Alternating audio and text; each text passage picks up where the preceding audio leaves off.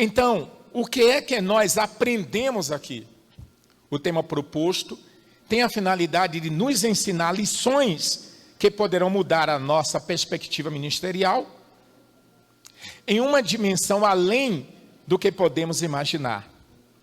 Moisés, o grande líder do povo de Deus, ao sair do Egito, deixou-nos exemplos maravilhosos de como devemos exercer a nossa liderança de forma produtiva e eficaz. E desta forma, promovermos o crescimento da obra de Deus, fazendo com que o nome do Senhor Jesus seja glorificado. Portanto, temos aqui 5 princípios da liderança de Moisés que devemos seguir. Eu disse que antes de Moisés, no livro de Números, falar com Deus sobre o peso que ele estava levando nos seus ombros e que ele não estava suportando, estava pesado demais, Deus havia usado Jetro, seu sogro, para lhe aconselhar sobre isto, mas o que nós podemos observar é que Moisés não deu muita atenção para o velhinho Jetro e continuou fazendo o seu trabalho. E quando chegou lá, justamente neste número 11, porque justamente no livro de Êxodo 18, do 17 ao 18, Deus usa Jetro. E Jetro fala o que com Moisés?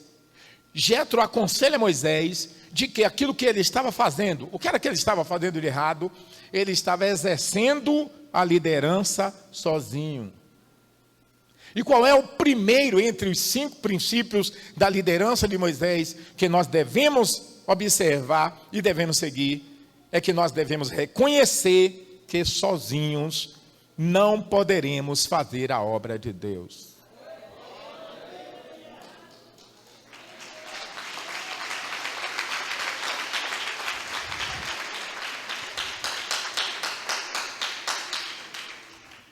É necessário eu como pastor aqui, é necessário você como responsável de uma sucursal, é necessário você como responsável de um anexo, é necessário você como responsável do trabalho como liderança de juventude, é necessário você como responsável do círculo de oração, do grupo de mulheres, grupo de louvor, enfim, coral, seja lá o que for, ministério infantil e todos os ministérios em gerais, precisamos ter consciência de que sozinhos nós não conseguiremos fazer a obra de Deus. Observem, quando Jetro viu em Êxodo 18, Moisés naquela situação, ele assentado desde a manhã e todo o povo de pé. O povo não podia sentar, só ele sentado. E todo o povo de pé escutando ele falar, esperando que ele resolvesse e julgasse o problema de cada pessoa. Era muito estressante, mas quem poderia se ousar em ir até Moisés e dizer: Moisés, não está certo o que você está fazendo? Não tinha ninguém. Ninguém se ousaria a ir tentar mostrar para Moisés que aquele trabalho estava errado. Então, ali teria que ser alguém que se sentisse na liberdade, como, por exemplo, o sogro dele, ou o próprio Deus. E nós vemos aqui que Jetro chega para ele em Êxodo 18, 17, 18 e diz assim: não é bom o que fazes. Eu chego a uma conclusão que o chamado era de Moisés, assim como o chamado é seu. O chamado é seu. O chamado é seu, o chamado é seu, o chamado é seu, o chamado é seu, o chamado é seu, o chamado é seu. Amém, gente? Observem, olhem só. O chamado de Deus era para Moisés, mas a experiência estava com Jetro. Vocês estão entendendo? O chamado ali era para Moisés. Moisés era o líder. Foi Moisés que Deus escolheu. Foi Moisés que Deus chamou. Não me pergunte por quê, que eu também não sei. Mas Deus olhou alguma coisa e viu e achou que deveria chamar Moisés. Só que Jetro tinha uma experiência administrativa além da experiência de Moisés. E ele, na posição de sogro, até porque ele tinha zelo, e ele deveria sim ter zelo pelo seu genro, preocupado porque ele via que aquilo que ele estava fazendo era estressante, e o estresse mata. O estresse mata, porque o estresse ele vai destruindo a pessoa, ele vai corroendo a pessoa aos poucos. Então, o excesso de trabalho, o desgaste de determinadas atividades pode nos estressar, estragar a nossa saúde e depois acabar com tudo. Então, o que é que Deus faz? Deus usa Jetro, já que não tinha ninguém que tivesse a coragem de se aproximar de Moisés. Deus usa Jetro, e Jetro diz: não é bom o que fazes, totalmente desfalecerás, assim tu como este povo que está contigo. Então nós vemos que o conselho de Jetro, ele se aproxima de Moisés e diz que o que Moisés estava fazendo não era bom. Por que não era bom? Porque Moisés estava tentando levar a carga de um povo sozinho, resolver tudo sozinho.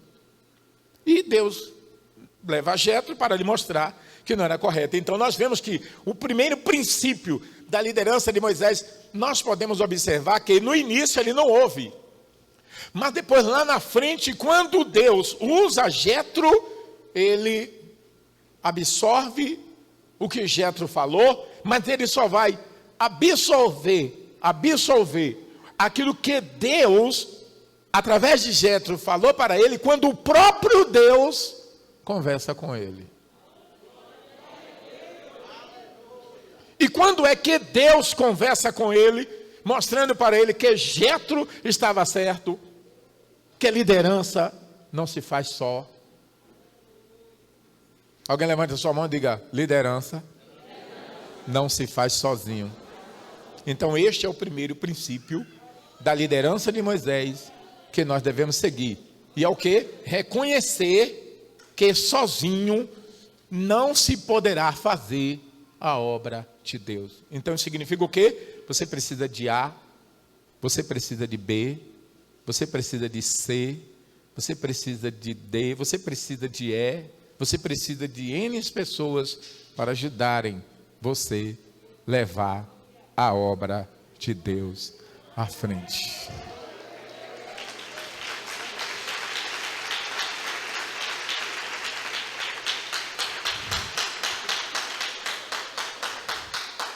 E aí, Jetro deu o conselho, Moisés não deu ouvido, aí o peso aumentou, porque a cada dia o peso vai aumentando.